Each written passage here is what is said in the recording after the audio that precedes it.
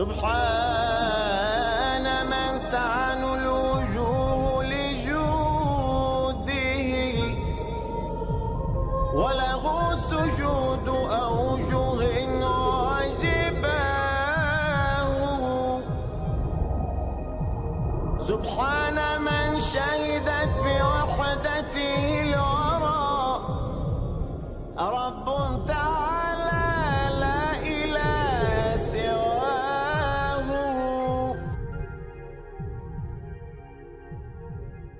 This evening, two major belief systems, if you like, who lay claim to the truth are going head to head. No matter which side of the fence that you tend to reside on, okay, by the end of the night, that you will be better informed about atheism and about Islam. Respected Professor Krauss, guests, brothers and sisters, friends, relatives, I greet you with the warmest Islamic greetings of peace.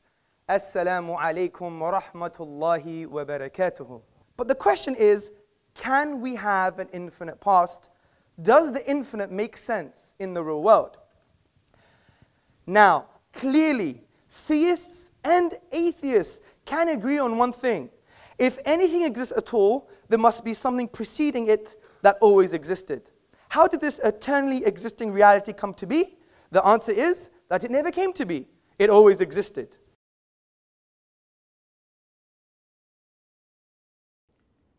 Assalamu alaikum wa rahmatullah.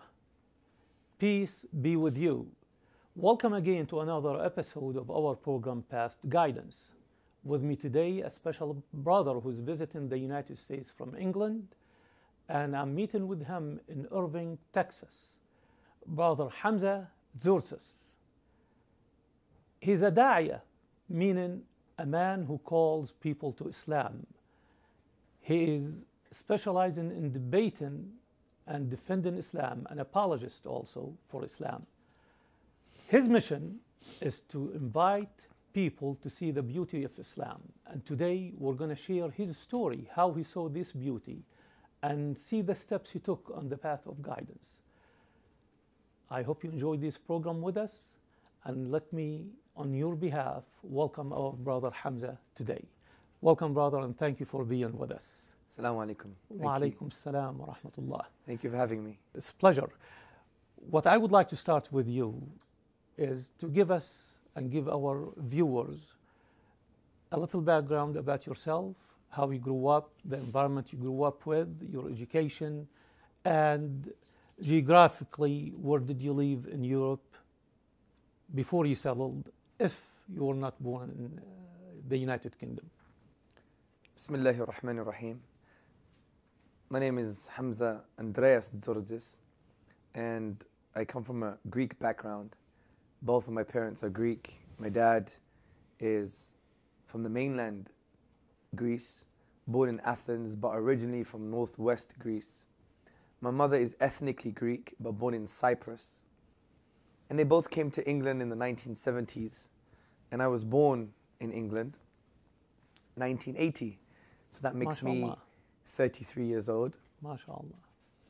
And I have a brother and a sister, and we're very close, as Greek families are typically quite close. And the kind of environment I was brought up in was essentially, from a socio-economic perspective, a working class environment. Especially for the first 14 years of my life, we lived in very tall apartment blocks. Typically, it would be called a ghetto, like the Bronx, I guess. But then we moved out when I was 14. But during those years, those formative years, my father, he basically didn't like organized religion, but he loved Jesus and some of his sayings, and you could probably best describe my father as a new age humanist stroke spiritualist. Very loving guy. Interesting. Very self-empowered kind of individual. And deep in some ways. And that reflected on us. And we were inspired to investigate about the truth of life. So, in the place where I was being brought up in London, we were very engaging with other cultures and religions. So my first kind of interaction with Islam was at a very young age. It wasn't a direct interaction, but it was more of a cultural interaction. So at school, I would have friends who are Muslim, and I would see some of the cultural practices or the beliefs that they were having. So I was engaged with Islam at a very young age, but the direct engagement came a little bit after. So this engagement was mainly observation, really, just... It was mainly observation, but the direct engagement came when I was in high school. Tell us a little bit about that. How did that happen, the first contact, serious contact? Well, the first serious contact was when I was in science class, and I had a friend who came from Bangladesh. He was born in London, but he's ethnically Bengali or Bangladeshi. And he would basically refrain from doing certain things and talking to certain people. He wouldn't do an unnecessary social interaction with the opposite sex. I found that quite bizarre. And he was like, you know, because we honor women in Islam, and he was linking some of his practices to his beliefs. Beautiful. For me, was quite fascinating, because I was very attracted to that type of difference, different attitudes towards people, and different behaviors that were not part of normal society. I found that quite attractive, that he was distinct and honorable in that way. So that was the first type of interaction. But the main interaction is when in the later years at high school, is when I had Muslim friends. I'll go to the mosque once and I prayed Jummah, the Friday prayer. I asked them certain questions, and I found the belief very empowering, because these kids, they were very distinct but empowered with their belief, to the point was as if it was a self-evident truth. And for me, that was quite fascinating. So the more direct engagement came when I went to college. Now, what I mean by college is the 2 years before university. Yes. But in America, you say college means university, but... It means the same thing sometimes. Okay, no worries. Yes. So the few years before university, when I went to college, I basically had a very direct interaction with the Islamic tradition, to the point where people would be more direct in talking to me about the core beliefs, practices. And I was really interested in different cultures, and at the same time I was reading about Buddhism. So I was very fascinated concerning the Buddhist tradition. So you had some interest in this kind of issues, the spirituality? All the time, because my dad brought me up like that. You know, my dad would never talk about money or how to grow a business. My dad would never talk about, you know, you should wear the best clothes or have the materialistic lifestyle. His main concerns were always about character, and also about what it means to exist, the existential questions in life. Who am I? Typical Greek man. I mean, well, this not question really, not really. being raised Well, in Greece. ancient Greek man, Yes. not a Greek man now. Greek Yes. men now, unfortunately, they've been drowned by the tsunami of materialism and avid capitalism. So my father was basically helping us ask and answer the questions: who am I? That's wonderful. What am I? Whose am I? For whom am I? Wow. So all the big questions. So I was always interested in that. That for me was very important, because that gave you meaning. True. Because, you know, you could become a doctor, you could become a politician, you could spread peace in the world, and you could cure cancer. But if I didn't have these questions answered, it would be irrelevant. True. Because that would have no meaning. Because if you end in the grave, you just become one buffet. You're just a rearrangement of carbon. So what makes... I like that. What Rearrangement makes of carbon. Yeah, what makes a chocolate bunny any different from me? If I crush the chocolate bunny, that's just a rearrangement of carbon. True. And if I hang myself or shoot myself or crush myself, why is that any different from a chocolate bunny?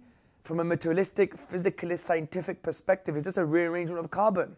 Correct. So what makes any difference? There must be some kind of meaning that has a basis for our life. So that's why these questions for me were so important. If you can't answer them, you can't be truly happy. So you were intrigued by the practices of those guys. You were observer. Then you became curious why this guy does not engage in social activities like the other guys. Then you went to the mosque and you saw those people and the way they believe. It is like they have the real things that got you more curious. Emotionally, that got me definitely curious. So when I was in college and I used to talk to different Muslims, obviously the Muslims were not great because they would practice one thing, or they should practice one thing, but they were doing other naughty things as well. But they still understood what was right and they would articulate that. And I liked the brotherhood that they had. It was quite transcendent. It transcended cultural, ethnic, and social variables and barriers. So, and on the other hand, some of the values my dad brought me up in or with was quite in line with the Islamic tradition anyway. But at the same time, I was very interested in Buddhism. So I had like multiple interests. You know, I liked Kung Fu. I used to train in Wing Chun Kung Fu. I liked Chinese medicine, herbal medicine. I used to learn Mandarin. Interesting. Yeah. So I found that, you know, dealing with different cultures and beliefs was quite something that I enjoyed and fascinating. Like, you know, I used to like Bruce Lee's philosophy, you know, and that was it really. So I was interested in so many different things. So in college, you came in the first serious contact now with Islam, where you started investigating the belief system, or was it an incident or a relationship? No, I mean, well, not at that stage. Not at that stage, because at that stage for me, I didn't even focus on my it's called A levels, on my exams. Mm-hmm. Although I was quite bright, I just didn't find any meaning in it. Like for me, so who cares I become a doctor? Who cares I get married? Who cares I become a millionaire? So what? I'm going to die. Who cares? It's delusion. It's like you're drunk. Like people who think this is meaning in their life, for me, I think this is drunk. They're drunk with the world and they think they're happy. And the only time they wake up is when the internet breaks down, or she left me, or they get depressed. The thing is, people are drunk with life and they think, you know, they have this full sense of self-sufficiency that I'm going to be somebody and look at me. And I was like, I already know I could be like that. I had that capacity. I was very bright. But I didn't really focus on it because I didn't answer the big questions like, who am I? What am I? Whose am I? For whom am I? And maybe on a Friday night, where am I? That's very interesting. For a young man in college, in this age, that is very unique and unusual. Really. But I was very childish as well, don't get me wrong. I still was very juvenile and very kind of, I used to like to joke around and, you know, I had girlfriends and I wasn't like, you know, the serious monk thinking about man, life and the universe. But it's as if I had a split personality in a way. Like I'll do the things I want to do, play football, do kung fu. But in the back of the mind was always these things. What always. The meaning of the... Yeah, the meaning of life, the meaning of meaning. Yeah, it was everything. So when the interest in Islam started, I see now your background religious-wise, religion was not pushed in your home. No, no way. So you grew up basically on philosophical basis more than religious basis. Yeah. Now you are very religious. I can see that. Well, maybe. So tell me where the transformation started. And how? Yeah, well, I went into university and I started to study psychology. Well, I studied something else and I changed into psychology. And I was still relatively sheltered in terms of meeting different types of people from outside of London. And the people I was with generally were like the Muslims or the Turks or the Pakistanis. And generally they had a culture of, it wasn't too selfish. It wasn't what's in it for me. There was still this kind of communitarian bond going on. But when I left that group, I went into university, I met other groups of people who was not the same culture. And it was depressing. University was the worst time in my life. It was the worst time in my life. Because I met all these people and I realized that they don't care about sincere human relationships. It was, what's in it for me? This avid individualism. I'm all right, Jack. And for me, it didn't resonate with me because I was never brought up like that. You know, my mum would always call me a thema. A thema in Greek is someone who does everything for people and gets walked over. Because I used to like to help people a lot, like help them with the essays or with the school or whatever the case may be. And when I entered that environment, I was a bit depressed, thinking, these people are shallow. Like, I would wear the same jumper for 2 or 3 days. It's clean, I'm a clean guy, it's not a problem, it's just a student. People would comment on that. And I'll be like, there's something wrong with this person. Why do they find it so important if I wear a jumper for more than a day or not?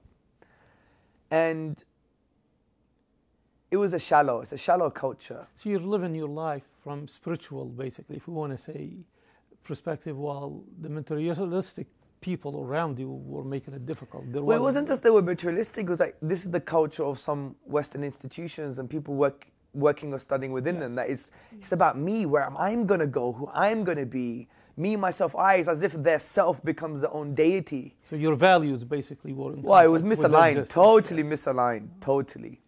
So this is why one of my best friends was a 27-year-old at that time, and I was only like 18, so he was like nearly 10 years older than me, but I would really relate with him because he was a little bit more balanced, a little bit more existential. What does it mean to exist?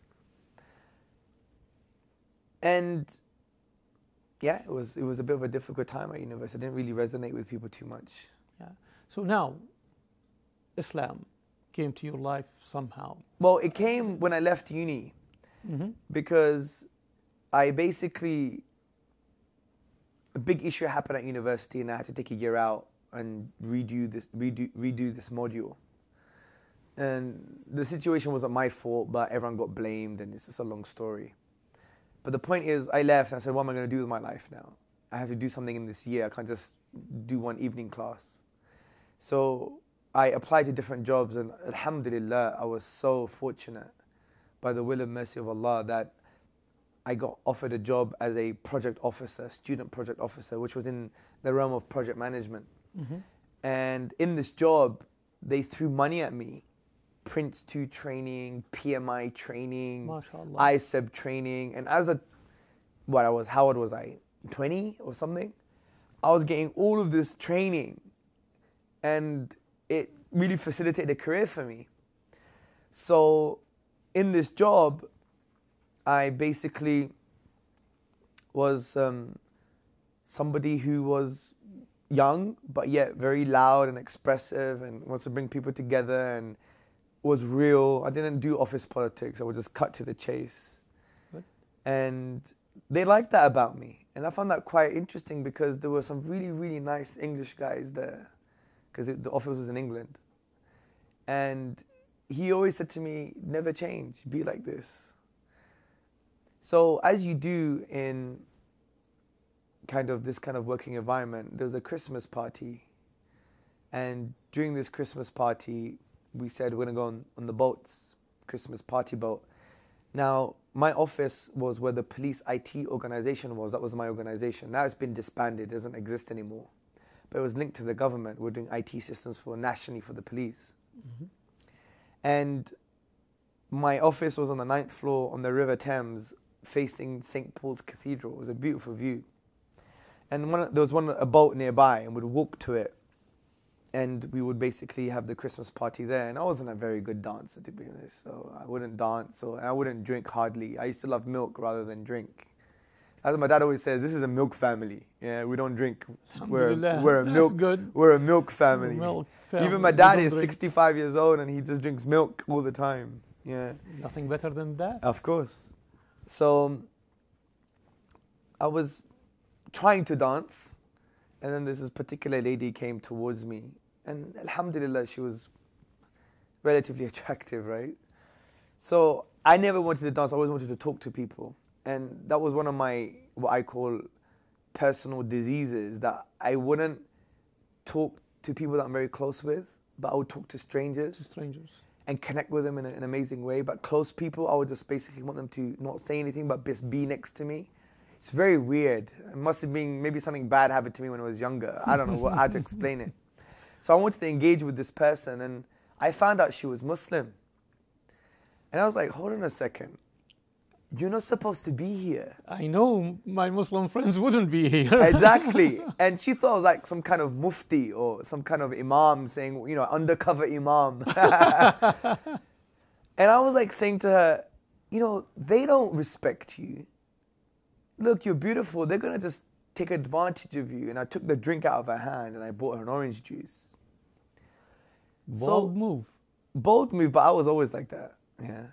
So we connected and we exchanged phone numbers, and she spoke about her family, her brothers, her culture. And you could tell she was one of those sisters that really likes Islam and respects it, but there was no love at home. So every time she wanted to come towards Islam, there was a barrier because the people that were representing Islam, there was no love. Given the negative messages. Yeah, and that's one of our problems as a Muslim community. We don't revive rahmah. We don't revive mercy and compassion in our homes.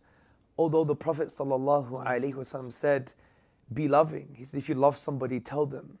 True. He used to carry Hassan and Hussein on his shoulders, and he would say, I love so-and-so. Oh Allah, I love him, so love him. The Prophet ﷺ said, you won't enter paradise until you truly believe, and you won't truly believe until you love one another. I mean, the Prophet ﷺ told Aisha, his wife, radiallahu anha, may Allah be pleased with her, be compassionate. When you put compassion in something, it elevates it.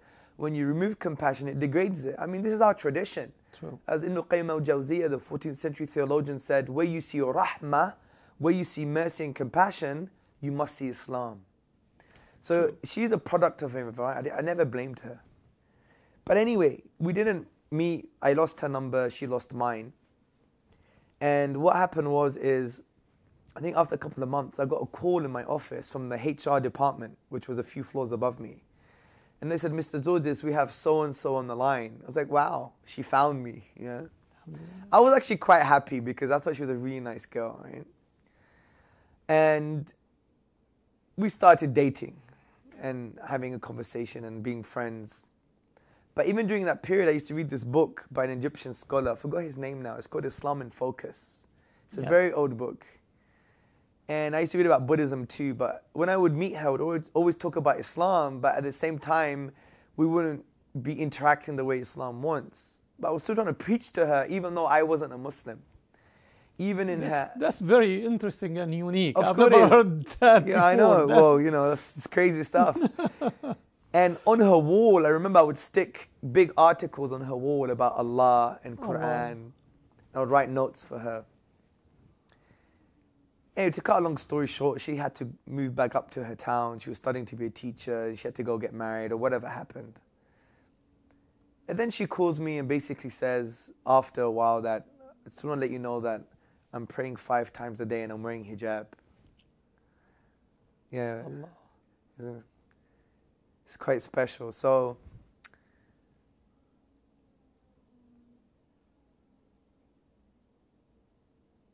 Beautiful. I'm sorry.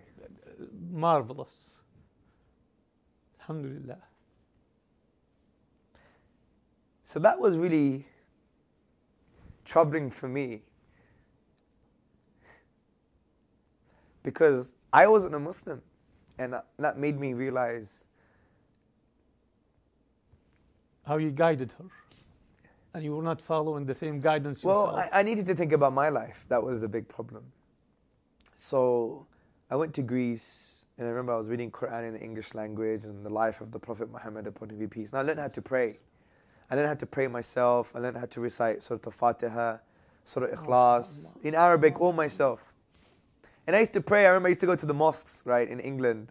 And I used to be quite slim, and I used to wear tight jeans and tight shirts, and my skin would show. And the imams would always tell me off. They never knew I wasn't Muslim. It's like, you shouldn't be praying like this. So I was in Greece, and then it was like, you know, I didn't want to drink much. I didn't want to party or go early to the house and just read Quran in English. And when I came back to England, and then I gave up. You know, I remember going to a mosque, and I remember my friend telling me at college, when you're in prostration, you are the closest to your Lord, so scream to Him. I would scream and shout. I remember I was in sajda, prostration, saying, if this is you, and if you're real, and if this is the truth, then show me. And after that point, I just gave up. So one of my friends, you know the friend in school who didn't speak to women? Mm-hmm. He came and saw me in my house after all those years. Wow. And he had this amazing project. I didn't see him for years. And it's so amazing how things work out, how Allah plans. So he had this crazy project. He wanted to take this new sport into the Olympics. He had this vision of, it's called pat ball or thumb ball. Yeah. Okay. And he wants to take it to Well, the he Olympics. wanted to speak to me because I was a project manager and he wanted some kind of help. So he re-entered my life. And then he would give me some booklets on Islam and I would be reconvinced and it would be very interesting conversations. He would be giving me da'wah, calling me to the oneness of God, to the peaceful submission to the Creator, not to the creation. And one Friday, I think it was October the 4th, 2002, he came to my house. He said, sit in my car. I went to sit in his car and he just talked to me. He said, you know this is the truth. And you know, in reality, I knew I was intellectually convinced that Islam was true. I was intellectually convinced that the Quran was from Allah, that God existed. I could even prove this better than Muslims at that time. But it was abstract. I didn't internalize it in my heart. So what he did helped me. He sat me down and just talked to me about death. Kullu nafsin dha'iqatul maut. Every soul is going to taste death, as the Quran says. But the way my friend described it was in such a way I don't remember. It's so poetic though that to try and re-express it is trying to find or chase a black cat in the dark. You just can't. The pen breaks in two when I tried to express what happened. But it was so real for me that I went back home in the middle of the night and I just sat and just thought and I was like, this is it. I mean, I need to take this stuff that I know seriously. I need to internalize it now. I can't be a donkey carrying books, yeah. So on October the 5th, on a Saturday, I went to the Central Mosque, lots of brothers there, and I became a Muslim. Allahu Akbar. That's very, very interesting and touching. Now tell me, at that moment, you're abandoning a way of life and entering another one. There will be some positive things will happen and some probably obstacles in the way. Tell me first about the positive things you saw when you decided to make this decision. I'm going to change my life. I'm going to live what I believe now. Yes. Well, it was more of a transition because I was already changing some things anyway. Like I wouldn't drink and I would pray before I would pray. But I think the most amazing thing for me, something which I miss actually, when I became Muslim was the first few months when I would go to the mosque at Fajr time, in the morning time. And it was this amazing feeling.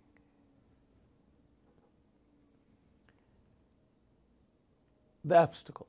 Obviously, you grew up in an environment that was supportive because many Muslims in the city you grew up in and you were exposed to Islam from early age, your friends and things.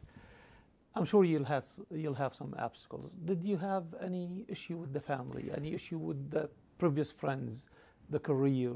Well, my previous friends mostly were Muslim. Okay. So that wasn't a makes huge it problem. But I did have colleagues that were women that were not Muslim and they were very upset what happened. But the main problem was family. I mean, my dad is very open-minded and so is my mom, very tolerant. My mom was a refugee from the 1974 Turkish invasion. Mm-hmm. But my sister was engaged to a Turk for 10 years. I mean, they're very open-minded. But my dad was mostly upset, not because of the cultural change. Yes, my mom was upset because I changed my name, which I shouldn't. What year was that, by the way? I forgot. This was 2002. Oh, right after 9/11. Now, where Islam is really a problem. I mean, come on, where are you going, eh? Yes. So my dad was upset because he said, why are you going backwards for? The things I taught you was moving away from religion, being progressive, liberal, humanist, spiritual. That was his issue. So he was really upset because he was like, all the experiences he had in his life that he learned from, it's as if I threw that in his face. Yeah. And obviously we would argue for the first few years, but it would be like a friendly, loving kind of argument, but it would be intense, it would be very stressful. I think the worst mistakes I did in that period was to basically make out as if my dad was incompetent and that he wasn't my hero anymore, because my dad was always my hero and he still is. I mean, his values are phenomenal. He's like a walking Muslim without faith. All he needs is the faith. May Allah guide him. I mean, he recently said that he believes Muhammad is a prophet. Allahu Akbar. So, and he believes God is one. So he's almost there. He's there. He's almost there, inshallah. So, inshallah. I'm sorry. Akhi, this is beautiful. That's what we love, the passion. And alhamdulillah. Alhamdulillah. I think the worst thing was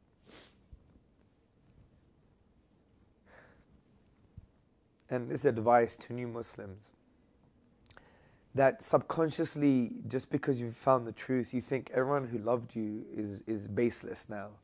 And you want to try and make sure that they're wrong and they're bad. And that's what I tried doing with my father. Because he was a hero to me, but he wasn't Muslim, and I became Muslim, so what do I do with this hero? So I was trying to hack him down, basically, and I would really make him feel really, really bad, or pick the smallest mistakes he did in his life and make them huge. And I'm a father. If my children did that to me,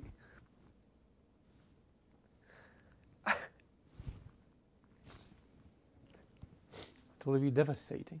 Of course. You know what? He is a very lucky father. He really is. So I was really bad to him for many years. And I went on this kind of psychology course that makes you realize how bad you are, right? Like, it's your fault. Take power in the relationships you have in your life. And I realized that I treat my dad so bad. So I called him up after 6 years or something being a Muslim. And I said, Dad, I need to speak to you. He was in Greece nursing my grandfather. My dad was a very nice guy. He was wiping his backside, changing his clothes, and he nursed That's my. a wonderful man. Of course, he nursed my granddad for 3 years, and I never knew he could do it. I was really, really, really, really impressed with my father, because my dad is a very loving guy, but he hates blood and he hates mess. Anyway, so I called my dad. I said, Dad, I want to speak to you. He's like, I hardly speak to him now, right, at that time. He thought something happened to the grandchildren or what's going on. So I said, Dad, I want to let you know that I know you love me. I know you love me, and everything you've done is because you love us. Like, my dad used to work for 76 hours in a row. He wouldn't eat. He would just drink coffee. He was a laborer. He was in the factories. And he wouldn't eat at all. And he would come back tired and shattered. He had lots of varicose veins because he used to iron clothes as well. So I said, everything you did is because you love us, even the mistakes you've done. And I said to him, you're my hero. He gave all of his inheritance to his brother just to keep his family together. My dad has nothing, zero. We Muslims don't even do that. As you said, he's a Muslim without knowing Exactly. or without adopting the faith or Yeah. professing the faith. But Of now course. you said, Like, my dad would stay awake for other people to sleep. He would be put in poverty for other people to... he would make us eat potatoes for 2 weeks in order for his workers to have some food. That's how it was. may Allah bless him. So I said to him, you're just a great guy. I take my hat off. I said, you're still my hero. We do it different traditions, but you're still my hero. And I love you. And he was crying for 15 minutes, and he hardly cries. I've only seen him cry once or twice in my life. And then he called my mum up in the evening, and he said to my mum that he's ready to die. He felt like a complete parent. Allahu Akbar. So, but now our relationship is great. I could talk about hadith, Islam. He loves what the Prophet had to say, sallallahu alaihi wasallam. Well, tell me now, how did Islam influence you in this period? I mean, being kind to your parents is a virtue. Of it's course. not a virtue only. It is a mandatory commandment in Islam, no matter what their faith is, to be kind to them. Of course, I mean, So the obviously, the Quran, when it mentions worship Allah, then He mentions them be good to your parents. absolutely, It's so immediately. close to the oneness of Allah to the point you disobey your parents like disobeying God. And it's almost close to polytheism. You don't do things like that. But obviously that didn't affect me the first few years because I was very passionate and zealous. But now I try and do everything for my parents. I mean, they did everything. How can you repay your parents? Well, let's shift gear here Yeah, and sure. go to what you do now. Of course. You are traveling the world, basically, calling people to Islam. Many people were exposed to Islam. Many people entered the world of Islam through your teaching and through your Before I answer, I activities. just want to mention something about my mom as well. Please. My mom is just like my dad as well, super sacrificial, and you know, she was a refugee and she sacrificed so much, and she gave us so much love as well. Like my mom's love is like ishq. It's like a possessive form. Yes. Ishq is like a possessive form of love, and it's very powerful, and she's full of energy. And you know, because I speak about my dad a lot, that's because he has an influence. But my mom, you know, sometimes I think I'm like my dad, but in ways I'm so like my mom. That energy that I have, because my dad sometimes just sits back at home and reads a lot and is quiet for a few hours. But mom's always energetic, and I got that from my mom as well, and very loving, and I think I got that from my mom as well. So, you know, I also want to mention that my mom is actually a gem. You know, how many women are refugees and accepts the race that entered her homeland and took over her house. And, you know, she was running through the morgues looking if her brother was dead or not, because he was fighting in the front line. So the point is she's a gem as well from that perspective. So, may Allah guide them. Beautiful. Please stay tuned. We'll continue our conversation with Brother Hamza shortly.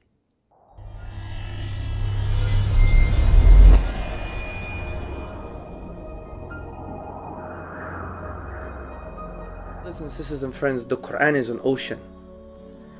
And we must do tadabbur, reflection and pondering upon this book as Allah tells us. And the more we ponder, we take an ayah, we take a verse, and we find out, what does it mean for me? What does Allah want me to do concerning this verse? How does it affect my spiritual and social DNA? How am I supposed to act and live and behave? How am I supposed to be? Meaning, what kind of state should I be in? So I want to encourage all the brothers and sisters and friends to really engage with the Quran from this perspective, because the Quran wants to be engaged with. Because the Quran was sent down for the whole of humanity, and human beings are thinking human beings. So Allah, the divine reality, the Lord of everything that exists, is telling us, engage with His word, with His eternal word. And I believe if we engage with it and we ponder upon it, we can really find solutions for all of life, but particularly our spiritual life and for our moral and ethical lives.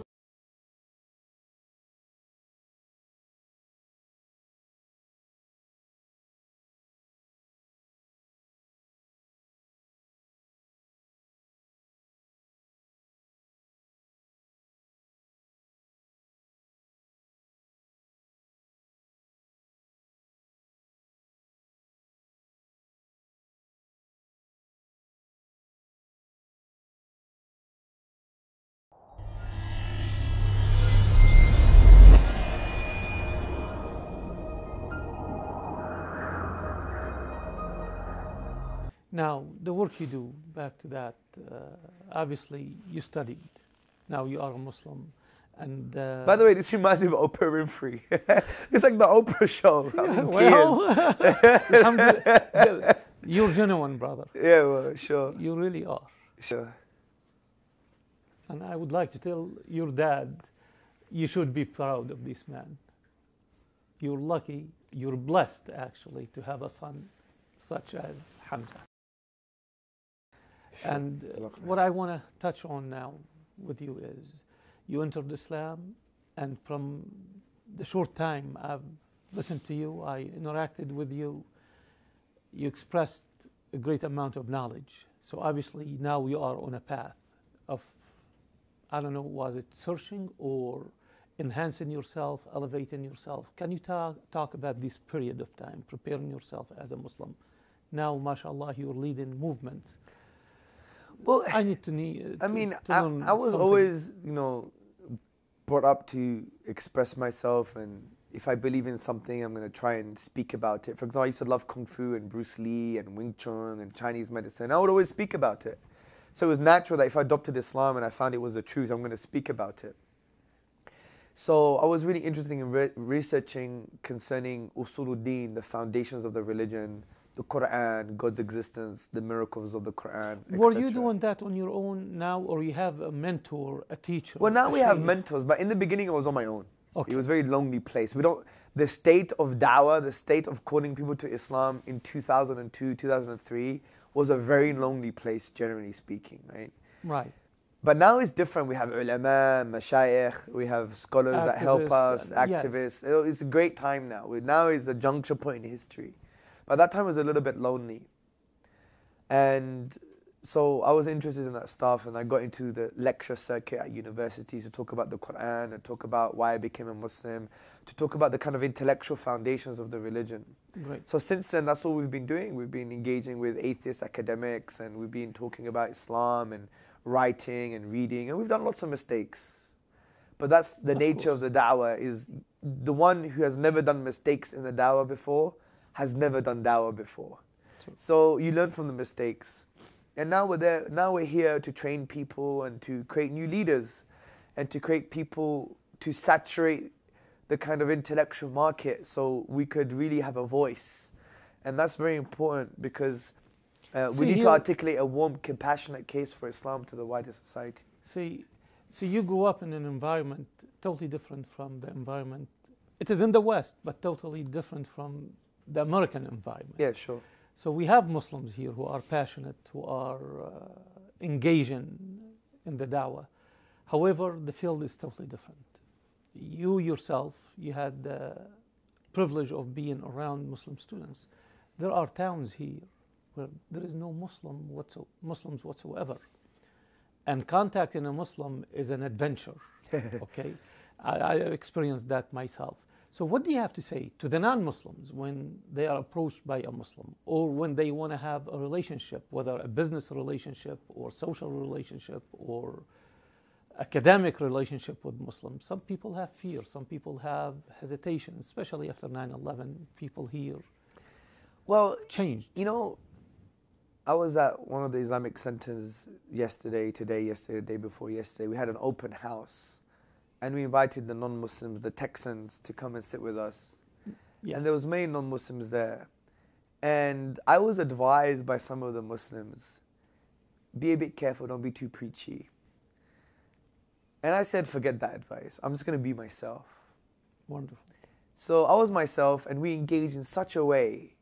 A non-Muslim Christian man, a black man, stood up, and he was crying. And he was like, shocked. I don't believe Muslims are like this. They believe in Jesus. They believe in the Bible. They have family. Look how multicultural they are. He said, in my church, there's black people. I can't walk into a white church sometimes. I feel a bit different. He said, these people are full of love. Because I said to people, I gave advice to one non-Muslim saying, if you want to engage with Muslims, knock on the door and say, can you feed me, please? I want dinner. Every Muslim is going to say, come to my house. And he was shocked I got everyone to agree that if any non-Muslim says, I want to come to your house for dinner, they would facilitate that. And he was shocked that people were so proactive in facilitating that kind of communal harmony. And we sat with him after, and he was crying. He was like, I'm 55 years old, man. He was like this. I'm 55 years old. I've never seen this before. He said, you changed my heart, he said. And he was crying. And I was like, this is what it's all about. So from that experience, to talk to a non-Muslim, I would basically say to them, just approach them, and you're going to find someone who is so ever ready, even if he's rough around the edges, still ever ready to facilitate compassion between you two and for you to discuss your differences and your similarities. And not to fear, because sometimes our biggest danger is that we think our past experiences and our limited knowledge is infinite and it applies to all times and places. So we superimpose the past onto the present and the future. It's no wonder we're living a cycle. Nothing changes because we always use the past to influence the present and the future.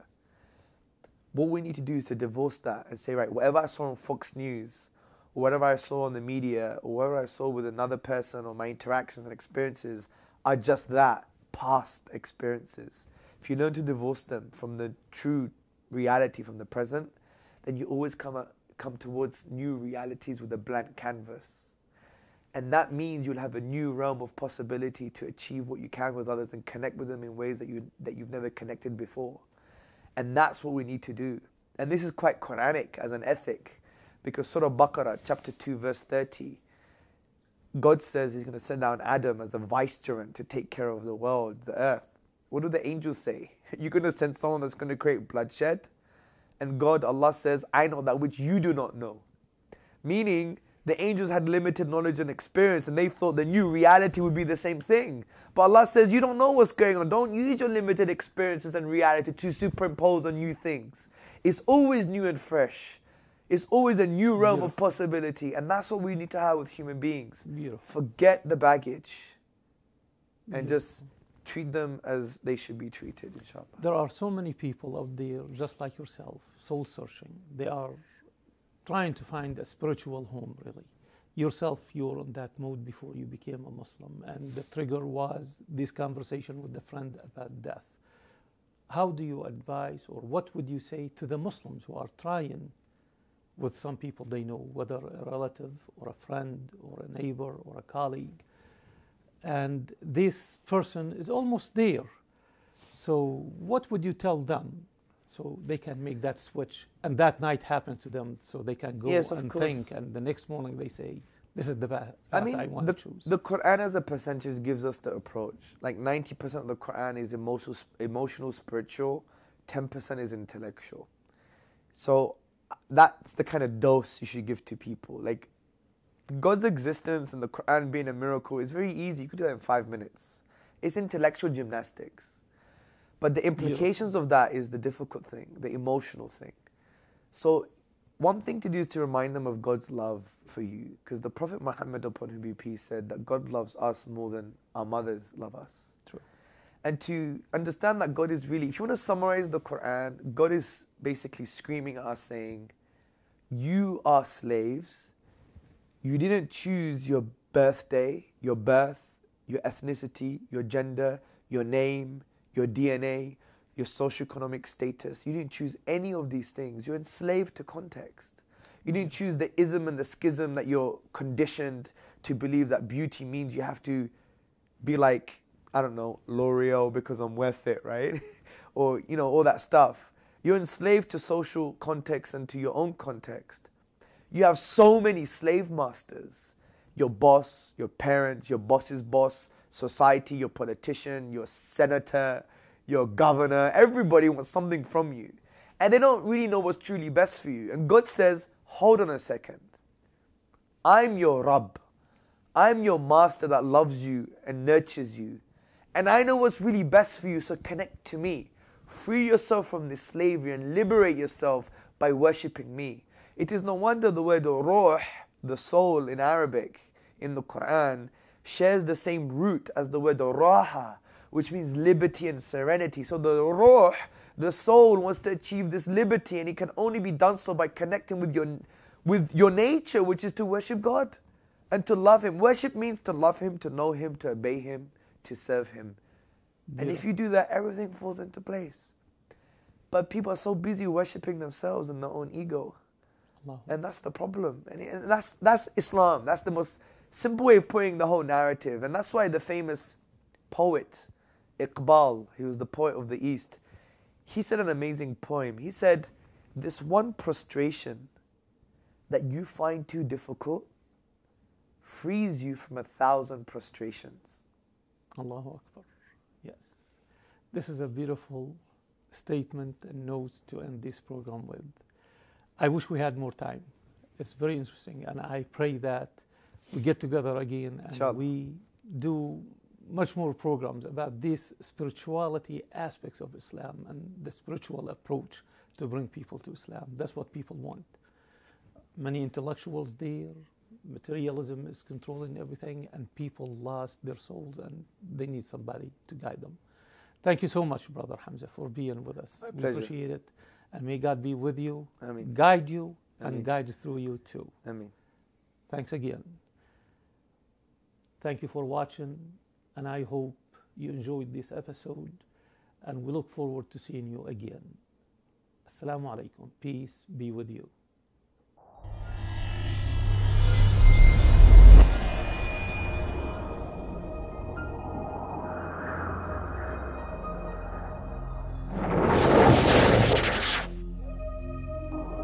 سبحان من تعن الوجوه لجوده وله سجود أوجه عجباه. سبحان من شهدت